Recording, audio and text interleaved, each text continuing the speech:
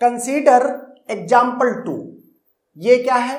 Construct the MDFA that accepts all possible strings of zeros and ones where each string that do not contain 101 as substring। याद रहे, जहां पर भी ये do not या not type का keyword हो कि इस पर्टिकुलर पैटर्न की स्ट्रिंग्स डू नॉट कंटेन या नॉट कीवर्ड आ जाता है, तो इसका मतलब है अगर आप DFA का कॉम्प्लीमेंट लेंगे तो उस क्वेश्चन का आंसर प्रोबेबली मिल जाएगा। ओके, तो अब मींस ये किसका एप्लीकेशन है? कॉम्प्लीमेंट ऑफ DFA का एप्लीकेशन है। ओके, तो pattern of strings in the language क्या है? अगर देखें तो कहता है जितनी भी स्ट्रिंग्स हो W वो क्या हो? X101 और ये Y, X और Y क्या है? All possible combinations of zeros and ones including epsilon.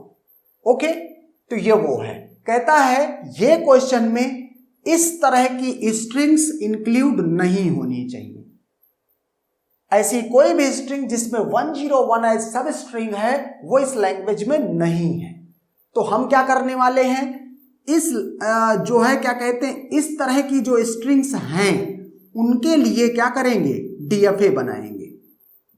Okay, और उस DFA को फिर क्या करेंगे? उसका कॉम्प्लीमेंट ले लेंगे।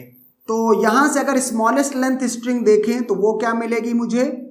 1 0 और ये 1। ओके, तो ये मैंने क्या किया, क्या करने जा रहा हूं, और ये 101 एक्सेप्ट भी होनी चाहिए, तो ये कर दिया। DFA चूंकि बना रहा हूं और इसका DFA हम ऑलरेडी पढ़ चुके हैं, ये क्या किया? 0 का लूप लगा दिया, 0 और 1 दोनों का ट्रांजिशन हो गया। यहां पर 0 का ट्रांजिशन ऑलरेडी है, 1 का ट्रांजिशन बचा था, ये लूप लगा दिया मैंने, Q0 Q1 Q2 एंड ये Q3। ओके, यहां Q2 पर 1 का ट्रांजिशन गिवन है लेकिन 0 का ट्रांजिशन गिवन नहीं है, तो 0 के ट्रांजिशन के लिए क्या करूं? अगर इस जगह पे 0 आता है तो इसको यहां भेज दूं Q0 पर। ओके, तो उससे क्या होगा कि अगर 0 इस जगह पे आ गया है, इसका मतलब 101 सब स्ट्रिंग नहीं मिल पाई है, तो 0 आ गया, तो यहां से फिर से अगर पॉसिबल हो ना कहो रिमेनिंग स्ट्रिंग में 101 हो तो आके एक्सेप्ट करेगा। और यहां पर क्या है? यहां 1 या 0, अब कुछ भी हो कोई फर्क नहीं पड़ता। क्यों? क्योंकि 101 स्ट्रिंग अगर सब स्ट्रिंग रही होगी तो ही Q3 पर पहुंचा है। इसका मतलब यहां जो Y था ये X 0 और 1 का कोई भी कॉम्बिनेशन था, तो मैंने लूप लगा दिया यहां पर।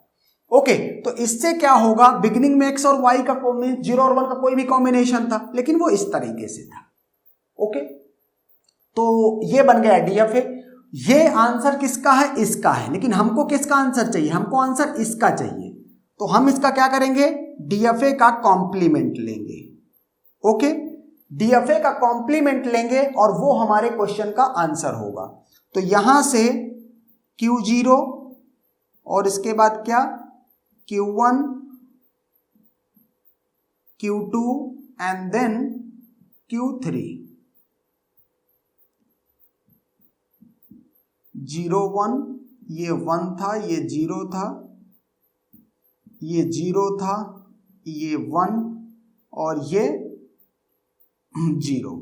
ओके, अब जो फाइनल स्टेट इसमें थी उसको नॉन फाइनल कर देना है और जो नॉन फाइनल है उनको फाइनल कर देना। तो Q0 Q1 Q2 are non final states, तो इनको क्या कर देना है?